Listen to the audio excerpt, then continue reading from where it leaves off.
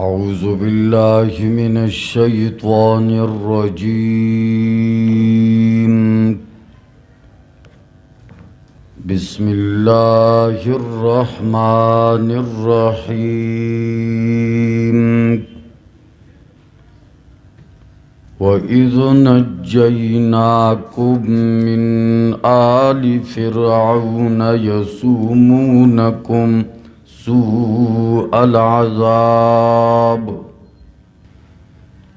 يذبحون أبناءكم ويستحيون نساءكم وفي ذلكم بلاء من ربكم عظيم. سورة البقرہ اول سپارہ آیت نمبر 49. مخی آیتن کی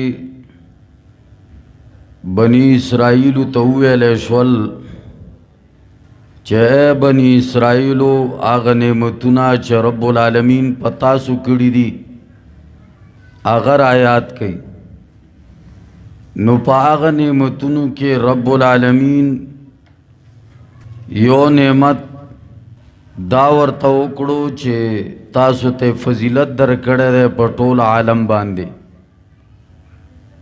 اس پدیز ہے کہ بل یو قسم نعمت ورطر آیا دی چه اے خلقو تاسو تا میں نجات در کڑے دا فرعونیانونا او که تاسو فرعونیان نپی جنئی نو دا آغا خلقو چه تاسو تا بے قسم تکلیفون در کول. اللہ فرمائی آغا طاقتور چه بے زانت ویل زانت چه بے رب ویلو آغا می تباو برباد کو او تاسو تا میں نجات در کو. نولی تاسو دا رب العالمین بندگی نہ کوئی. نو رب العالمین فرمائی وَإِذْ نَجَّيْنَاكُمْ او کلا چمی نجات در کو تاسو تا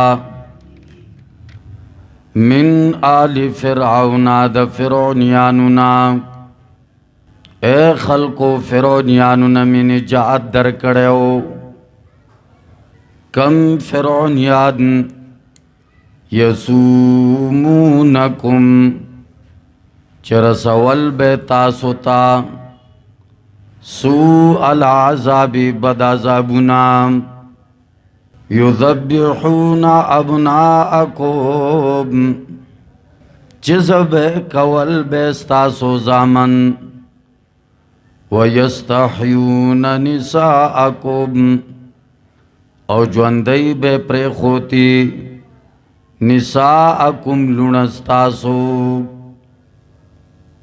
واقعہ دعوی بعضی مفسرین کرام دا لکلی دی چه بنی اسرائیلو کے دا خبر مشہور و نجومیانو کڑے وا چه فرعون یو تن با پیدا کیگی او استادا حکومت با ختمی. بزاقا خو کافیرو پا نجومیانو یقینو مونگتا خو اسلام داویلی چه سوک نجومی للاڑو من اتا کاہنن فصدقه بما یقول فقد کفر بما انزل على محمد صلی اللہ علیہ وسلم. مونگتا خو شریعت ویلی کچر سوک نجومی للاڑو چه تزما دا لاسو گورا بیا غورتوی چه یرا بس چلورم خزا کے یا دویم کے دے خوشحالی. رسول اللہ صلی اللہ علیہ وسلم فرمائی چلو دے یو خبر اوکڑا نجومی او دے مسلمان دا ویلے چے واقعی رشتینی دے ہوکا. نو رسول اللہ صلی اللہ علیہ وسلم فرمائی فقد کفر بما انزل علی محمد صلی اللہ علیہ وسلم. دا کافر شو پا قرآن باندے پا آغا سباندے چکم رسول اللہ صلی اللہ علیہ وسلم باندے نازل شوی. دے نجومیانو تا پتہ نہ لگی خو د خلکو یقین دا وي چې بس دې څه وویل هغه به کېږي. 2021 د ساینس ډېره ترقي کړې، خو ساینس چې کله وایي چې باران سیزن ښیي، موسم ښیي، نو داسې نه وایي چې باران به کېږي، وہی بارش ہونے کے امکانات ہیں، امکان ہے دے نہ دسے وہی چې دا به یقیني کیږي. نو نجومی غریب د څه نه خبر دی چې په فوتپات ناسي، که دې ته د خپل مستقبل د بل مستقبل پته وي نو د خپل مستقبل دی وګوري، لاس د خپل وګوري چې ته به څه کوې. ټول عمر به فوتپات باندې ناسې د خلکو لاسونه به ګورې.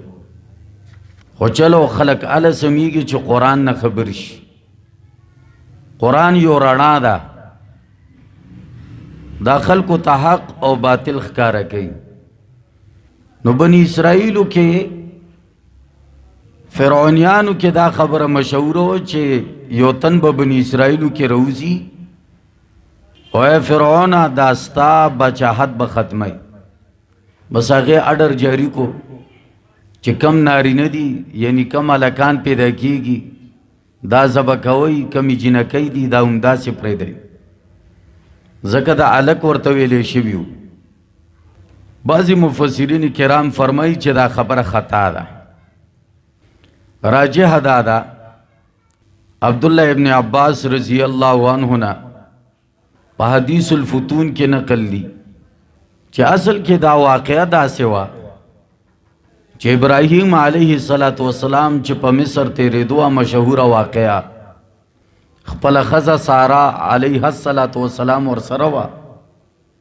نو هغه باچا ورته غلط سوچ واغېشتو او گرفتار یې کا. په دې سره باچا خو الله راونیولو، خو ابراهیم علیه السلام ورته بات کې ویل چې خفه کېږه ما، زمونږ په خاندان کې بنی اسرائیلو کې به یو تن روزي او د دوی چې کم باچاحت دی دا ټول به تس نس کوي، خفه کېږه ما. او د پیغمبر خبره وحی وي او وحی د رب قانون وي، هغه نه بدلیږي. نو دا خبره هغوی مو اورېده چې خیرې خو یو کې ښځې ته تسلیم داسې ورکه معلومیږي دا چې څه نه څه کېدونکي دي. دا خبره اوړېده راوړېده تر دې چې فرعون مشري وه، باچایي وه. بس فرعون ویلې چې کار خو خرابېږي، بس دا حکم یې د هغې د وجې نه جاري کو. بهر صورت رب العالمین فرمایي چې خلکو ستاسو ما څومره خیال ساتلی دی، څومره سخت ضررونه به یې درکول او ما تاسو ته نجات درکو، تاسو ولې زما شکر نه ادا کوئ؟ نو رب العالمین فرمایي ما نجات درکو تاسو ته خلکو من آل فرعون، د فرعونیانو نه، یسومونکم سوء العذاب چې رسول به تاسو ته بد تکلیفونه، و هغه بد تکلیفونه دا دي یذبحون ابناءکم چې ذبح کول به زامن ستاسو، ویستحیون نساءکم او ژوندی به پرېښودې نساءکم لوڼه ستاسو. د دې دوه تفسیرونه دي. ویستحیون نساءکم یو معنا د حیات نه واخلې، ژوند ته ویلې کېږي چې ژوندی به پرېښودې لوریانې ستاسو. او کچرې د استحیا نه مراد حیا واخلې نو معنا به داسې کې ویستحیون نساءکم او بے حیا کولی به بیبیان ستاسو، یعنی ستاسو ښځې به بے حیا کولی.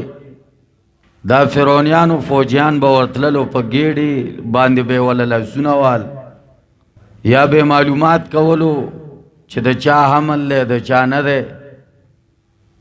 او سړی چې مسلمان وي او بیا پښتون وي او بیا غیرتي وي نو دا خبره د هغې دپاره مرګ دی، بلکې مرګ خوښ ګڼي، خو دا عمل خوښ نه ګڼي.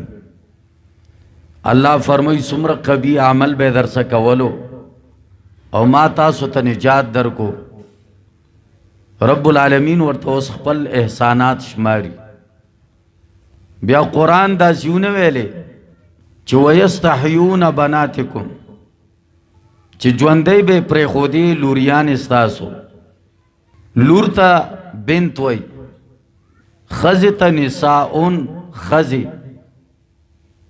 نو اوس پکار دی چې قرآن داسې ویلی وی چې بناتکم ستاسو لوریانې به ژوندی پرېښودې. نساء ولی ویلې، زنانې ولی ویل؟ وی په دې کې ورته غیرت ښیي چې غیرت هم پیژنئ یو که نه. ستاسو بیبیانې به بې حیا کولې. نو د ښځو خبره ورته وکړه چې سړیو کې غیرت راشي، ځکه په ماشومانو دومره غټ غیرت نه راځي، خو چې پته ولګي چې ښځې سره د عمل شوی دا ډېر غټ د غیرت خبره ده. نو قرآن ځکه ورته ښځې را یادې کړي. او بیا ورته رب څه فرمایي؟ وفي ذلکم بلاء، او یقیناً په دې کې ذالکم اشاره ده دغه ټولو امتحاناتو ته. په دې ټولو امتحاناتو کې بلاء یو لوی امتحانو. دې کې دا تنوین د تعظیم دپاره دی، اوچت غټ امتحان. دا څه ډرامه نه وه، یقیناً به فرعون دا چل کولو، غټ امتحانو. من ربکم د طرف د رب ستاسو نه. رب یې ځکه ویلې چې د دوی تربیت یې کولو. کله چې د انسان تربیت کیږي یا هغه څه مراحلو دپاره تیاریږي، په هغې څه امتحانات کیږي. دا بلال رضی الله عنه چې دومره لوی مقام او مرتبه کې دی چې رسول الله صلی الله علیه وسلم فرمایي زما مخې ته د هغې د خپو کشاری و. نو چې دومره لوی مرتبې دپاره تیار شوی و، خو تکلیفونه هم ډېر برداشت کړي. امتحاناتو نه پس انسان لوی مرتبو ته رسي. رب یو مقام ورکولو بني اسرائیلو ته، نو دا امتحانات پې رب وکړل. دا سره زر چې سره زر جوړیږي څومره لمحاتو سره تیریږي. دا رانجه دا چې خلک سترګو کې اچوي څومره ټکولی کېږي، بیا راځي زموږ سترګو ته. کله چې مشکلات راغلل پوه شه چې راحتونه را روان دي. علما فرمایي کله چې شپه راشي معلومیږي دا چې سبا له ورځ راتلونکې ده. دغه رنګې ورځ راغله ته به دا نه وایې چې همیشه ورځ د شپې ته م انتظار کوه. دا قانون دی، کله راحت، کله مصیبت، کله خوشحالي، کله خفګان. دنیا ژوند د امتحاناتو نه ډک دی، خو په دې کې انسان تجربې حاصلوي. رب الله فرمای من ربکم، رب دی تربیت کوي. تقریباً علامہ اقبال مرحوم فرمائی وی اگر زندگی کی حقیقت کو پہچاننا ہے تو کوہ کن سے پوچھ. وی کده زندگی حقیقت نه ځان خبرول غواړي چې دا زندگی وای ستا، نو د غر تارش کون کې نه معلومه کا چې دا زندگی دې څه شي. مطلب دې خبره کې داو چې دا کم خلق غر تارش کوي نو ماخام ودش خدا سے نه چې دوی وای بس غرم ختم کړی دی، پس بالا غټ کانه بیا را کني او تارش کوي. اشاره ده چې په ژوند کې به هر ورځ سخت راځي. داسې به نه وي چې ژوند د راحتونو ځای دی. ادا یو تن خبره سکون قبر میں ہے، دا حقیقت وای. خو چې کله نیک عمل در سره وي الله دنیا کې راحتونه نشته. رسول الله صلی الله علیه وسلم باندې پمر کې دومره سختیا وا چې عائشہ رضی الله تعالی عنها فرمای لا اکره شدت الموت لاحد بعد النبي صلی الله علیه وسلم. وای ما په خپل خاوند دومره سخته وکړه، وای مخکې به زما دا ګمانو چې څوک نافرمانه وي په هغې سخته وي، په هغې نه بعد ما بد نه دي ګڼلي چې په چا سخته وي. ولی ما محبوب محمد رسول الله صلی الله علیه وسلم باندې ډېره سخته کتلې وه. فاطمه ورته ویلي وو که نه وا کرب ابا، اے زما د پلار غمه. رسول الله صلی الله علیه وسلم ول ډېر عجیبه جواب ورکړ، وی لیس علی ابیک کرب بعد اليوم، خفه کېږه ما پلار سترګې چې دې بندې شوې بیا به پې غم کله رانی شي. نو کله چې انسان نیک عمل کړی وي او دنیا نه لاړ شي نو بیا د راحتونو زندگی ده. دنیا د مصیبتونو نه ډکه ده. دلته الله فرمایي امتحانو بني اسرائیلو خو من ربکم، اشاره ده چې رب تربیت درکولو. سړی چې سخت برداشت نه کي که نه د راحتونو نه خبرېږي. یو سړی چې مشکلاتو نه ګوري که نه هغه د راحتونو نه ډول خبر نه وي. الله فرمایي من ربکم، رب ویل کېږي تربیت کوونکي ته، یعنی زم تربیت کوم د داسې رب د طرف نه امتحانات. عظیم چې ډیر لوی دی، عظیم ذات دی.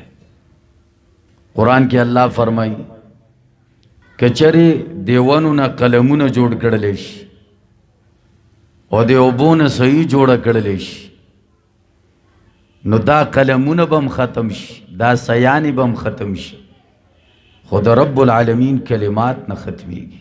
داسې ذات دی، عظیم ذات دی، لوی ذات دی. دا بیله خبره ده چې مونږ پیژندلی نه دی. اوس رب العالمین بل انعام ورکوي چې نجات مې در کو او بیا مې درله فرعون هم غر کو. وَإِذْ فَرَقْنَا، او کله چې مونږ جدا کړو بکم تاسو باندې البحر دریاب. دا اوس بل انعام دی. موسی علیه السلام فرعون ته ویلې چې زما په دې قوم باندې خدمتونه مه کوه، دا تا ټول خادمان جوړ کړي، پچا یو کار کې پچا بل کار کې، ټوله ورځ شپه ستا په خدمت کې لګیا یې، حتی کې معذوره به مو په خدمت باندې دوی لګولي. نو موسی علیه السلام بیا د فرعون سره مناظره راغله. ډېر لوی تفصیل دی، مخکې آیتونو کې به راځي. بیا تر دې چې فرعون ناکامه شو د دې د وجلو اراده یې وکړه. قرآن وایي مونږ ورته وویلې وأوحینا الی موسی ان اسر بعبادی انکم متبعون، انکم متبعون. اے موسی علیہ السلام خپل قوم ځان سره روان کا زید شپې، فرعون تاسو پس روان دی، ستاسو اقتدا شوی ده.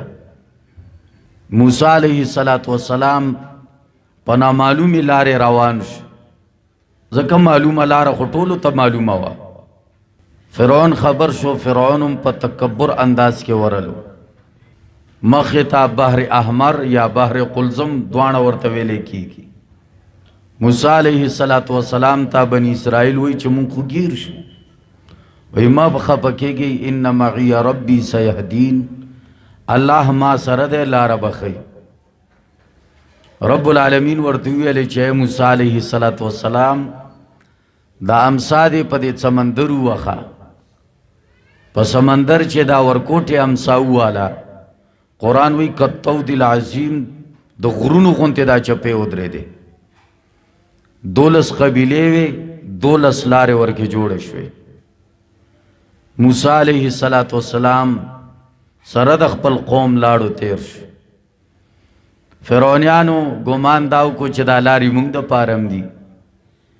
رب العالمین چې کله منځ ته راولېږو، آخر هم بالکل منځ ته رالو، شاتنیم بالکل رالل، وردن نشول. رب العالمین حکم جاری کو چې اوبو خپل چالان شروع کړي. په دې کې بیا فرعون کلمه هم ویلې، قرآن ذکر کړی ده، او قدرت کار دی. په هغه کلمې کې ډېر غټ غټ مدونه راغلي چې په قرآن کې دومره لوی مدونه نه دي راغلي.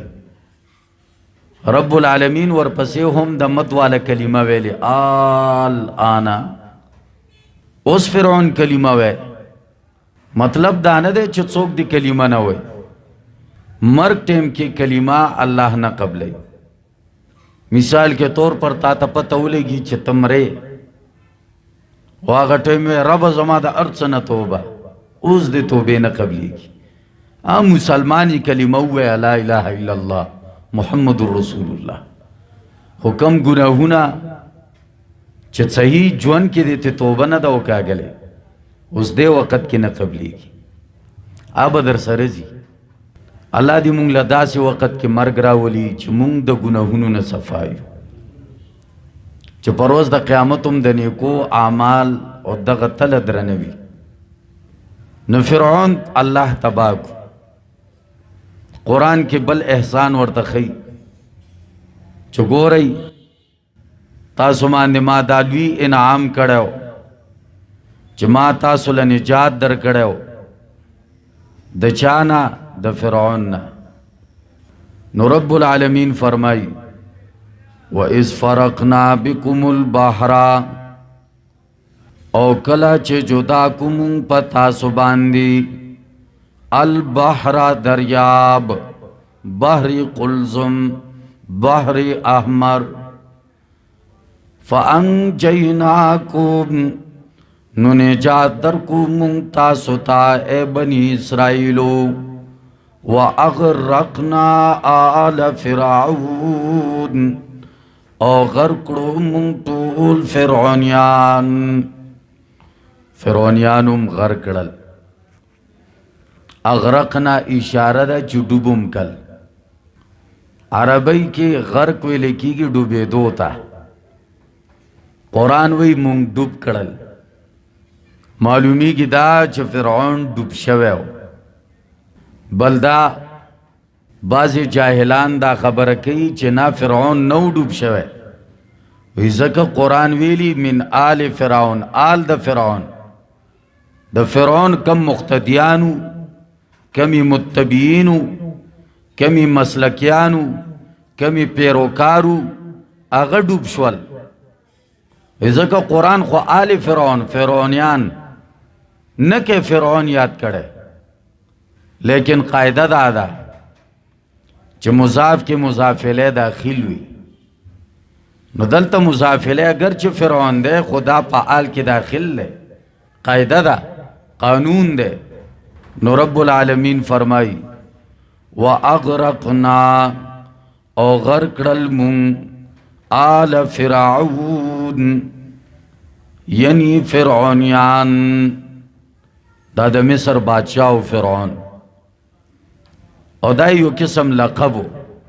کم چې با مصر کې بادشاہ هغې ته به فرعون ویلو، لکه قیصر د رومیانو بادشاہ چې به څوک و هغې ته به قیصر ویلو. دغه رنګې د فارس والو چې کوم بادشاہ به نو هغې ته به کسرا ویل. نو داسې د دې خپل ذاتی نوم نه و، لقب یې و. خو چون کې کم چې به مصر کې بادشاہ و هغې ته به فرعون ویلو، او خپل نومي ولید ابن مصعب بن ریان، دا د دې خپل ذاتی نوم. او بیا دا مشرکو کچی شی و، نو څوک کوئی دهری و الله به نه مانو، یعنی الله نشته، زه رب یم. خو راجع قول دا دی چې دا و مشرک، الله یې پیژنده، الله یې مانه، خو استکبارن تکبرن دا خبره کړې وه چې زه رب یم. لکه سړی دی وخت کې د فرعونیت حد ته ورسي، نو هغه هم تکبر را اخلي وي چې بس زه رب یم، هلته زوري ورسه. دې وجې نه تقریبا علامه ابن قیم رحمه الله فرمایلی چې هر کس فرعون دی، هر کس فرعون دی، خو فرعون ته طاقت میلاو، ما ته طاقت نه دی میلاو. ورنه هر چا کې بیا فرعونیت ښکاره کیږي.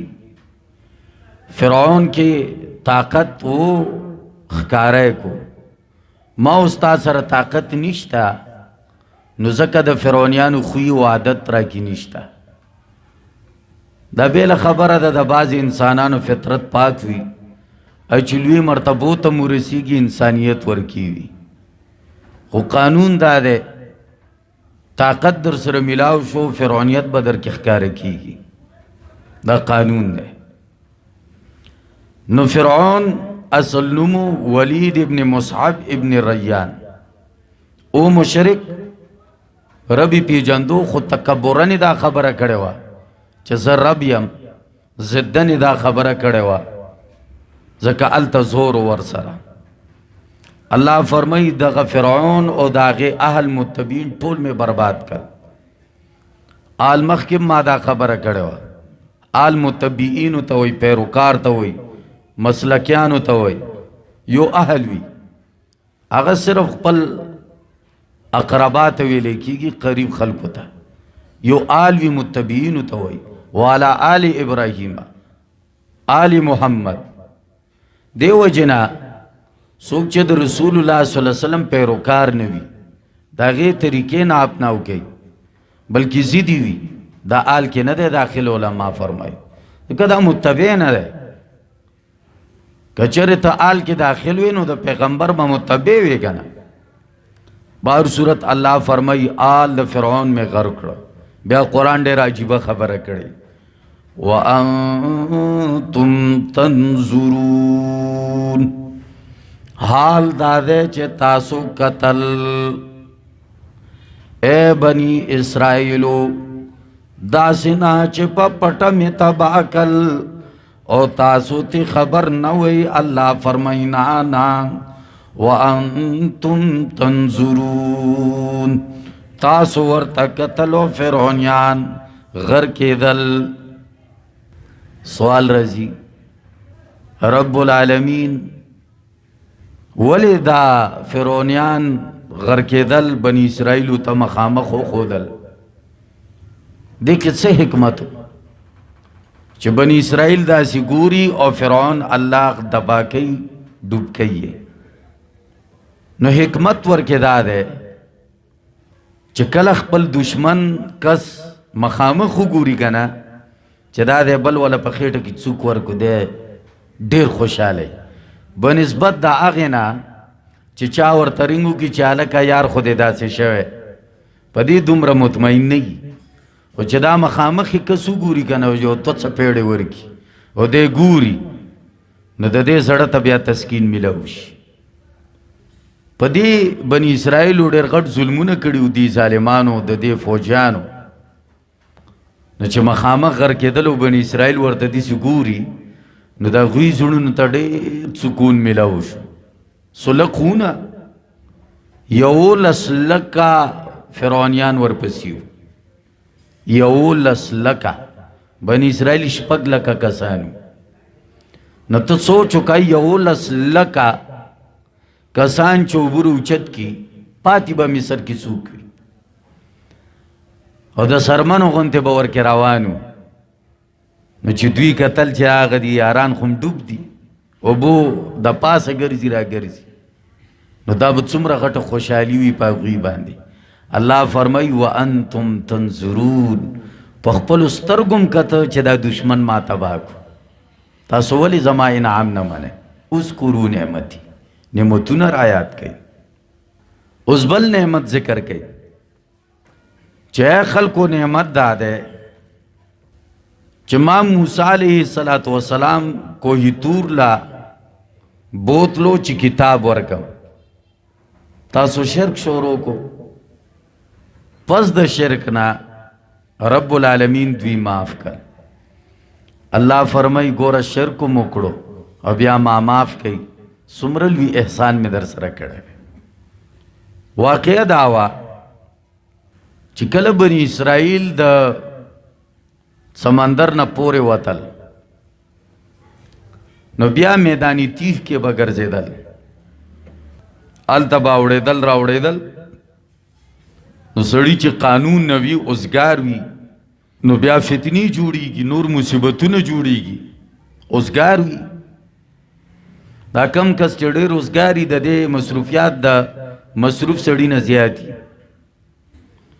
نو هغوی به مزګارو نو بیا خو فتنې جوړېږي چې نه موږ ته نه اودس ته نه تربیت څه خبر شته رب العالمین ورله یو قانون ورکول وغوښتل نو موسی علیه السلام یې راوغوښتو کوهي تور ته رب ورڅه خبرې کولې ګوره موسی علیه السلام ته میدان تیه کې وحي ورکولی شوه کوهي تور ته یې ولې راغوښتو د تربیت خپل ځای وي بس هر څوک به بړستن کې ناست وي او هدایت به ورته میلاوی دی هدایت دپاره به لږ تړپ مشکلات تکلیفونه برداشت کړي روزي به د خپل ځای نه سفر به کوي موسی علیه السلام چې ویلي و چې ما نه لوی عالم نشته رب ورته ویلې ورشه خضر پسې داسې نه چې خضر دله راولم خیر دی ته د بني اسرائیلو غټ پیغمبر کتاب مې هم درکړی دی رسول نه و علم یې زده که علم پسې بسې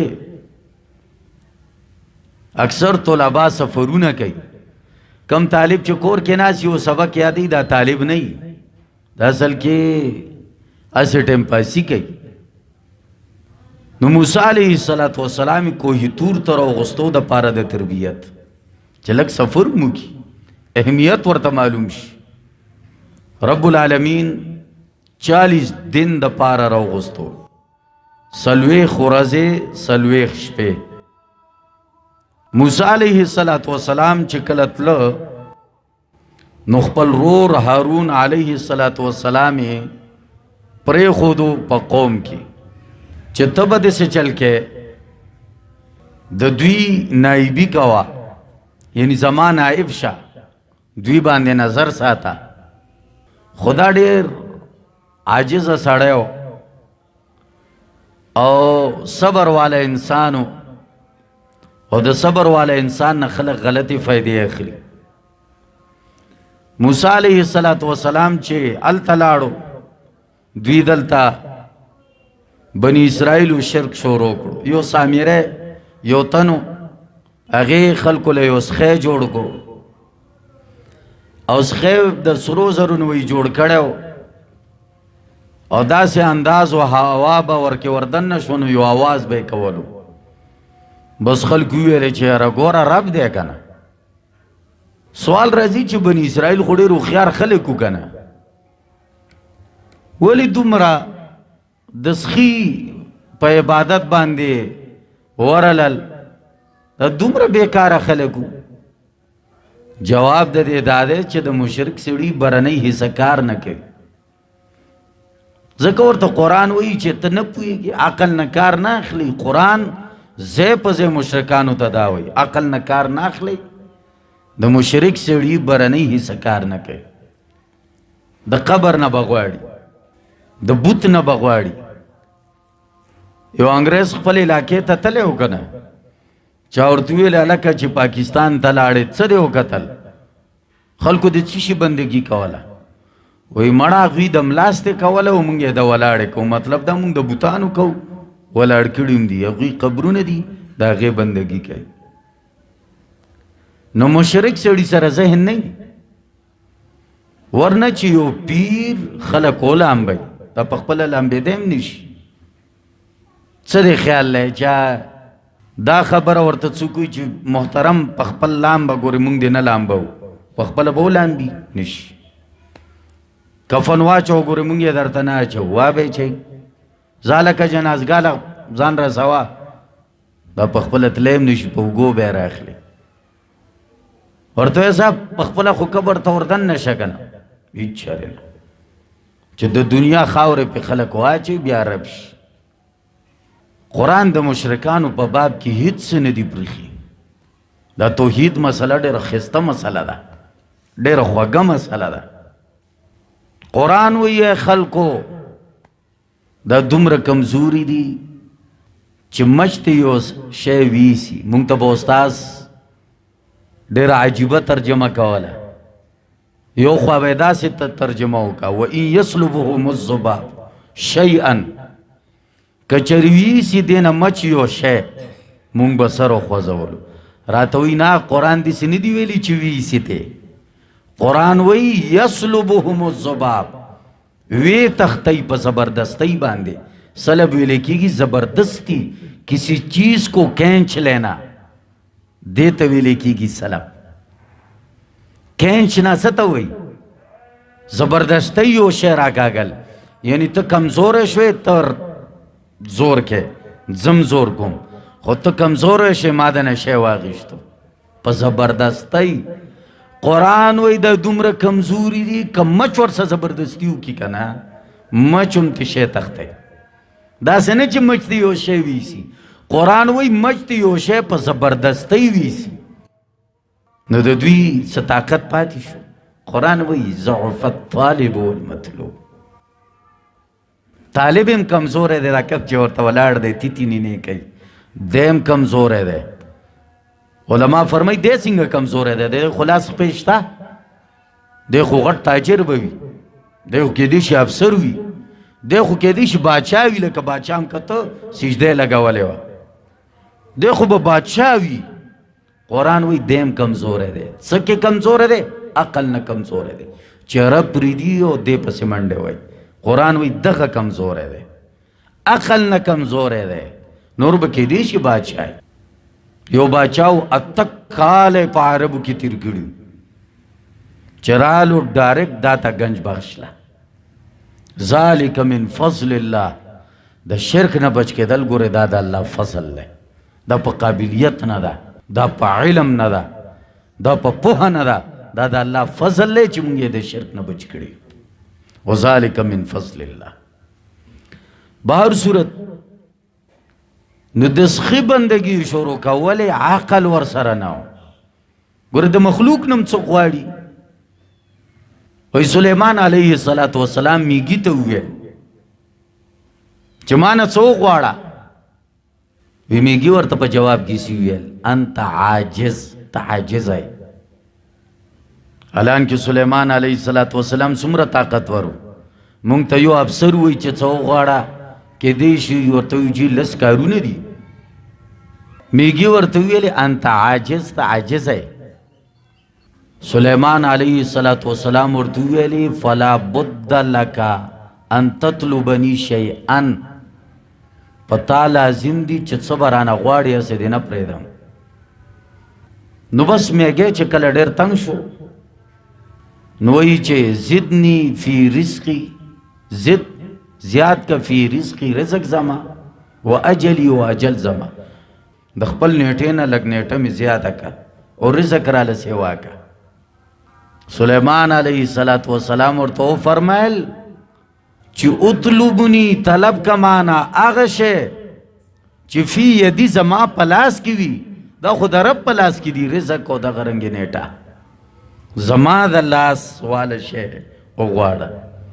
میں گئے ورطا چوئی وی بیا دا اغا ذات والا نغواڑم چستا دا لاس کی کم طاقت دے غم ور سر دے و دغا طاقت ور سر دے. دا سیکی دی جوڑے دا چرن پرن دا کم چی مارغان روزی دوی پر رب دیر کلک توکل لے. انسان رب نے پی جنی، دا غرون رب پی جنی، سمر طاقتور مخلوق دے.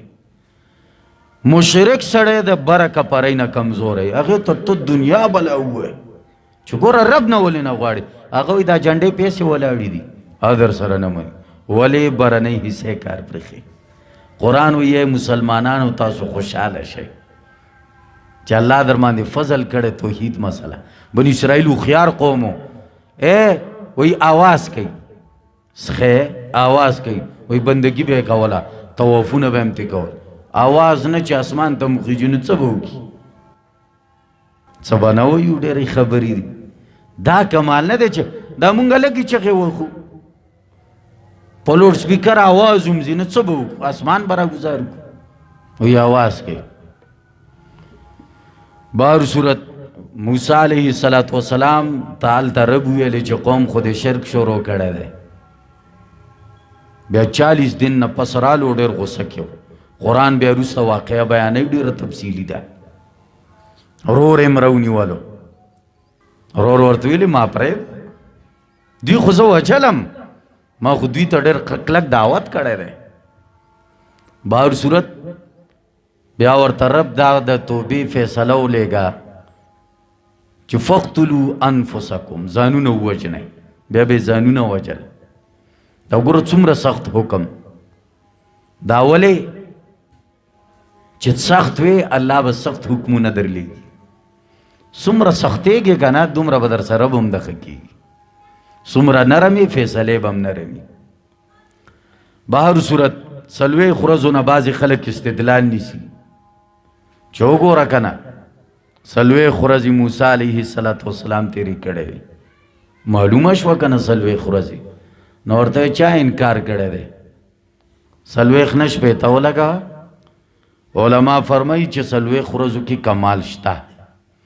حدیث کې راځي رسول الله صلی الله علیه وسلم فرمایي چې څلوېښت ورځې په اخلاص سره لمونځ وکړو الله جل شانه باغات منافقت نه خلاص کی، د نفاق نه به اخلاص کی. ګوره څلوېښت ورځو کې خپل کمال شته. بلدا څلور میاشتو کې خپل کمال شته. دا استدلال دی.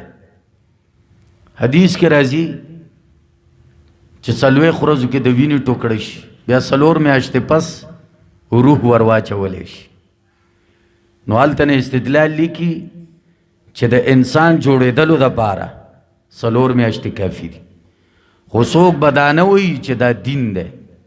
دا د یو تربیت استدلال دی چې په دې سره د سړي یو قسم اخلاق برابریږي، کردار برابریږي. څلور میاشتې کلک د رب بندګي دې وکړه، گویا انسان به دنه جوړ شي. نو خپل اثر وي. دې ته به څوک دین نه وایي. که چا ویلې د نبي طریقه ده نو څه به نه وایو دا د نبي کریم صلی الله علیه وسلم طریقه نه ده. دا قرآن کې استدلال دی، علما یې نیسي. رسول الله صلی الله علیه وسلم څلوېښت ورځې نه دي تېرې کړي، څلور میاشتې نه دي تېرې کړي. د آیت نه استدلال نیول او د هغه حدیث نه استدلال نیول چې څلور میاشتو پس ورکې روح واچولی شي، ثم ينفق فیه الروح. نو استدلال جدا شی دی او دین ګڼل جدا شی دی. دین به نه ګڼئ. اوس مونږه مثال کې طور پر دې ټایم درس کوو، دا مونږ ته داسې ټایم معلومیږي چې دې ټایم مونږ ټول اوزګار یو. که مونږ دا ووایو چې بس دغه ټایم کې سبق ویل دین دی، نو دا مونږ دین کار به کوو، یو به ګنهګار. څلور میاشتې که دین دې وګڼو، که داسې دې ویلې دا د تربیت یو پوزیشن دی، بالکل جایز دی. که وی نه دغه دین دی، سره د دین کار به مشرک نه دي کول پکار. بهر صورت څلوېښت ورځو څلوېښت شپو دپاره یې ولېږو، دې دپاره چې تربیت یوشي. که انسان دا وایي چې زما تربیت وشي، نو هغه د څلوېښت ورځې څلوېښت شپې صحیح د رب بندګي وکړي، ډوک بوګ نه، صحیح د رب بندګي. د هغې اثرات به دې ته معلوم شي. او بیا علما وایي چې څلور میاشتو کې انسان مکملیږي. حدیث کې راځي نو که څلور میاشتې د کلک بندګي وکړه، تا نه به مکمل انسان جوړ شي، بیا به وکیت انسانی. نو دا یو استدلال دی. نو الله فرمایي وَإِذْ وَاعَدْنَا، او کله چې وعده واخیسته مونږه موسی د موسی علیه السلام نه 40 لیلة څلوېښت شپې، ثم اتخذتم العجل، بیا تاسو ونیولو سخي لرا په خدایتوب، من بعده پس د تللو د موسی علیه السلام نه، وانتم ظالمون، او تاسو ظالمان وی. وانتم ظالمون یعنی په دې کار باندې تاسو ظالمان شوي چې تاسو سخي نه رب جوړ کو. چې به دې ورته ویلې هلکې سخي کې څه کمال دی، وایي دې کې رب ور دننه شوی. عیاذا بالله. یو حلول کلی وي، یو حلول خاصه. دا د مشرکانو عقیده ده. بعضې مشرکان وایي لکه کتابونو کې موجود دي چې هغوی وایي چې الله هر شي کې دی، تو میں اور میں تو تاسو با کیسې اورېدلي دا د حلول عقیدې دي زه به ته شم ته به زه شم دا ټول د حلول عقیدې دي بعضې په دې کې خلک تب کوي هغه وایي چې نه حلول خاصه دی د نیکانو خلکو کې الله وردننه کېږي لکه د نسواراو دا عقیده وایي چې عیسی دغه رنګې مریم او الله تینوں مل کر رب ثالث و ثلاثه یعنی د دې درېواړو مرکب دا الله دی دغه رنګې د شیعګانو حضرات هم داسې عقیده ده په ګاډو باندې الله نومي ته چې وګورې په یو یې لیکلي الله په یو الف باندې په لام باندې علي بیا فاطمه بیا حسن بیا حسین دا نومونه لیکلي وي نو الله ته جوړ کړی وي بهر صورت عقیده دا ده چې دا پنځه واړه راجم شي نو رب ته جوړیږي بهر صورت خدا عقیده غلطه ده چې په یو باندې الله لیکلی په دویم باندې محمد رسول الله لیکلی په دریم باندې فاطمه او دغه رنګې حسن او حسین دا پنځه وای دا ټول مرکب دین الله جوړیږي نن مونږه جمعې پر ورځ دا خبره وکړه چې یو مولا خبرې کولې وای چې ما کته چې د حسین رضی الله عنه ایمان معلوم کم وای په دنیا کې نو وای بیا اسمانونو ته بزرگ ورلو آلتم د هغې غونتې ایمان نو وای بیا عرش ته ورلو وای رب ورته وویل د هغې ایمان ګورې د هغې ایمان خو شته دی نه نو دومره اوچت مقام ته رسوي دا ټول بیماری د شرک نه جوړیږي کلکه عقیده دا ده چې یو الله خالق مالک رازق هغه د عبادت لایق بل هیڅوک د عبادت لایق نشته دا ښایسته عقیده ده نور چې اخوا دې خوا ورځې سړی خرابېږي پادشاه انبیا کرام د الله رسولان دي رالیږلي دي او مونږ یې کلک منو مونږ یې اوچت مقام او مرتبه لرو الله فرمای مونږ ته څلوېښتو شپو وعده واغېسته دلته مشرکانو ثم اتخذتم العجل د سخي بندگی شروع کا الله فرمای پس د تللو د موسی علیه السلام نه وانتم ظالمون تاسو ظالمان خلک چې داسې کارونه کوئ صلی الله تعالی نبینا محمد و آله و صحبه اجمعین دعا وکړئ الہ العالمین دا حضر جمعی ایمان کامل نصیب کا کمزے پوری چا آواز دی چا ورطا غوږ نیولی وي شرعي حاجتونه قبول و منظور کا الہ العالمین مونږ کې کم بیماران دي تو ورته شفای کامله عاجله ور نصیب کا الہ العالمین مونږ کې چې کم مقروض دي قرضونه ادا کا الہ العالمین د هر چا لس مشکلات دي په مختلفو فتنو کې گرفتار دي رب تعلیم بذات صدور د ټول مشکلات رانه حل کا الہ العالمین نور کم مسلمانان دي په مختلف ملکونو کې پراته دي مختلف دردونو کې پراته دي رب تداوی ناصر شه الہ العالمین کم حق پرست مجاهدین ستا په لار کې جهاد کوي ته د هغې مددګار شه الہ العالمین مونږ کمزوري خلک همیشه د دین سره ټچ ساتي الہ العالمین د توحید په مسلم مضبوط کی د قرآن و سنت صحیح عقیده راته نصیب کی الہ العالمین صراط مستقیم راته نصیب کی همیشم د دین خادمان لري الہ العالمین پس نه شعبه کې مونږ په دین کې استعمال وا الہ العالمین دغه قرآن نه لري کوا الہ العالمین دغه کتاب نه لري کوا الہ العالمین کله د رخصت ولو نو عظیم کلمې سم رخصت کا چې په زبان هم د عظیمه کلمه جاری لا اله الا الله